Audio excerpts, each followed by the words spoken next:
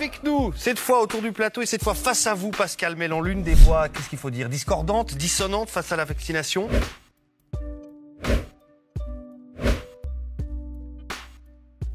Face à la vaccination, on va être honnête. Face à la vaccination, on va être honnête, on va être honnête, honnête. Face à la vaccination, on va être honnête.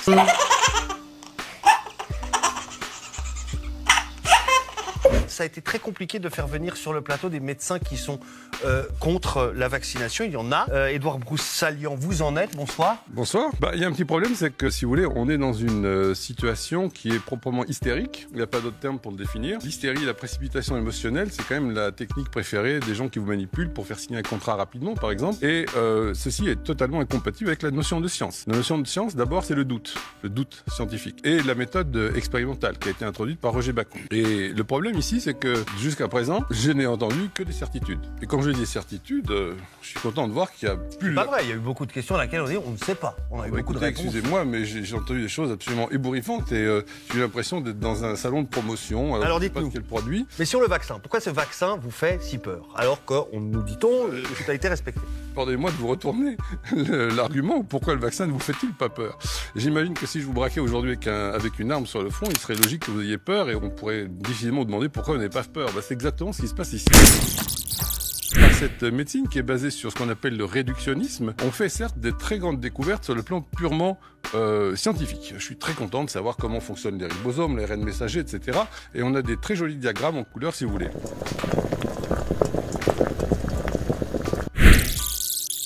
Vous êtes en train de nous expliquer que l'être humain est trop compliqué pour être compris et que donc on ne peut pas proposer de thérapie efficace, on ne peut rien faire. Les thérapies sont toujours basées sur des théories. Ils sont forcément fausses. La mortalité infantile a diminué de manière dramatique. Maintenant, venons-en à l'avenir du RNA après une injection. L'ARN est une molécule extrêmement fragile. C'est pour ça que beaucoup de gens ne croyaient pas qu'elle serait utilisable pour obtenir un résultat désirable. Ceci est observé scientifiquement. La méthode, le doute, on observe, on regarde et puis ensuite on conclut. C'est ce que fait la science, on observe.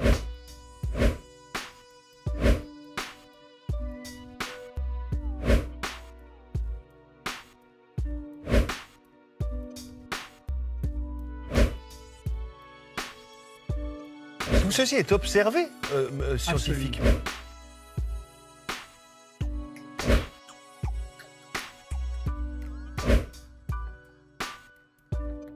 C'est ce que fait la science, on observe.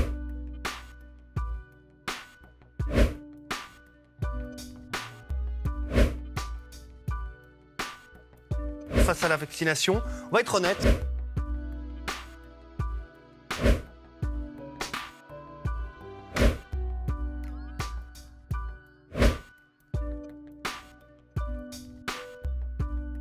C'est que ça fait belle lurette qu'on ne parle plus de science. Les profits ne font pas bon ménage avec la science. La science s'arrête dès lors où le profit est impliqué. Je suis très gêné de dire que ni M. Mélan ni Mme Sigris ne nous parlent d'éventuels conflits d'intérêts. Je veux dire, d'après mes renseignements, la fondation Bill et Melinda Gates finance largement l'UNIL, l'UNIGE, votre futur laboratoire, je crois, monsieur.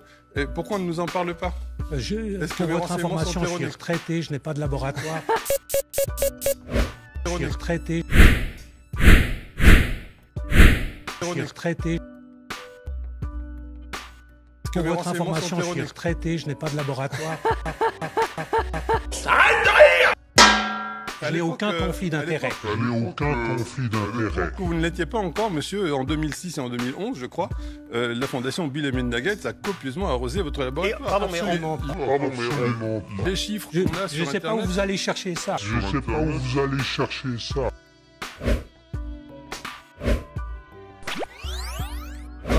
J'ai absolument pas eu ce genre de succès. ça.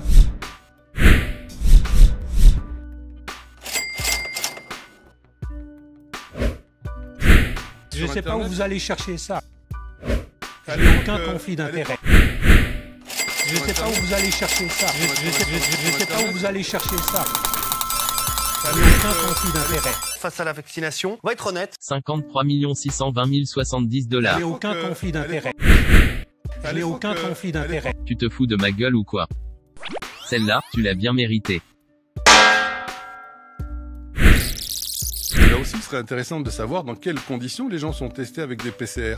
On ne vous parle jamais du nombre de cycles d'amplification. C'est un outil. Si, on en parle, on en a beaucoup parlé. Si, on en parle, on en a beaucoup parlé.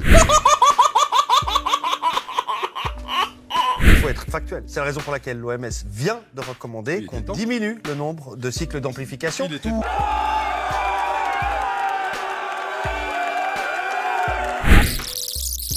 L'hydroxychloroquine est distribué depuis 70 ans sur environ 1 milliard de personnes. Et il est en effet extrêmement logique de faire jouer le principe de précaution contre cette drogue. Et là, vous êtes en train de m'expliquer qu'on va tous foncer les yeux fermés avec une thérapie qui est une thérapie génique. Ce n'est même pas un vaccin, puisque au sens propre du terme, on n'introduit pas une protéine contre laquelle l'organisme va réagir, mais on va en fait violer les cellules pour fabriquer... C'est l'organisme qui devient son propre bioréacteur. On va violer, en fait, ça s'appelle un viol.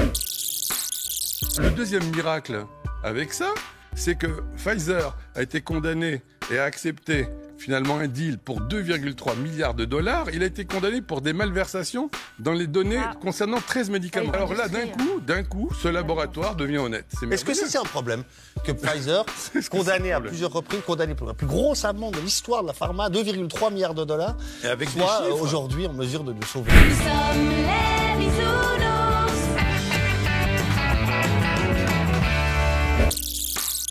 L'immense majorité de la communauté scientifique est d'accord, dit blanc. Quelques médecins ultra minoritaires disent noir. Pourquoi est-ce que cette ultra minorité aurait raison face à la communauté scientifique dans son ensemble? Du moment qu'il y a une majorité qui pense, on a raison. Non, mais c'est le principe de la science. La science, on avance comme ça. On établit un consensus scientifique et puis il y a toujours une ou deux personnes qui ne sont pas d'accord, mais voilà. Ça ne se passe pas du tout comme ça en science, justement. C'est exactement le contraire. C'est-à-dire qu'en science, il y a un type qui a compris que les autres ont faux et qui va défendre contre vent et marée son idée parce qu'il va percevoir les choses de manière exactement différente. Est-ce que les patients qui vont être injectés aujourd'hui sont prévenus qu'ils participent à une immense expérimentation mondiale à ciel ouvert? Oui, ils le sont. Ils le sont. On est en phase 4, c'est une phase d'expérimentation et de commercialisation. La phase 3 se termine fin 22. C'est-à-dire qu'en fait, toutes les personnes qu'on injecte, à qui on n'explique pas qu'ils sont en train de participer à une expérimentation, toutes ces personnes, on le fait en violation des protocoles. Alors de Nuremberg, ça fait longtemps qu'on n'a plus rien à foutre, mais en plus du protocole de Oviedo, que la France a signé, je crois, en 2012 et la Suisse en 2008. Swissmedic a autorisé la mise sur le marché des 2 vaccins sur la base du cycle complet de la phase 1, phase 2, phase 3, phase 4. Je ne sais pas où vous allez chercher ça.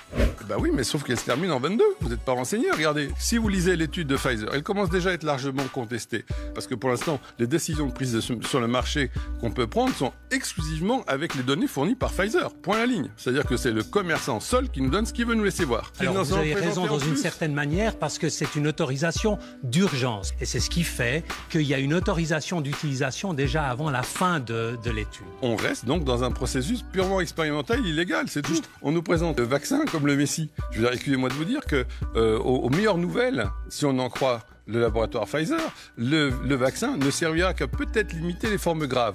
Or, quand on attrape le corona, eh bien, la létalité, aux dernières nouvelles, est de 0,5%. Vous avez 1,5% de chance d'en mourir. Bon, je crois que... Juste une chose, allez discuter avec les gens qui travaillent dans les soins intensifs de nos différents hôpitaux. Eh bien, justement, c'est fait. Vous savez combien on a de patients qui meurent dans le canton de Vaud? Aujourd'hui, là, à l'heure actuelle, on est en Covid positif. Et encore par charité. Mais les chiffres de la mortalité sont publiés par tous les cantons. D'accord, mais ça représente 15 personnes par semaine. Est-ce que vous pensez vraiment que tout ce cirque... À l'époque où on avait la peste de Justinien, on avait 30% de mortalité. C'est autre chose. Là, je ne conteste pas. Mais pour reprendre l'exemple de monsieur, en fait, il semblerait plutôt qu'il y avait un moustique dans la chambre à coucher qu'on a foutu le feu à la maison. Enfin bref, Internet a une mémoire. Si vous avez oublié, nous, on classe tout.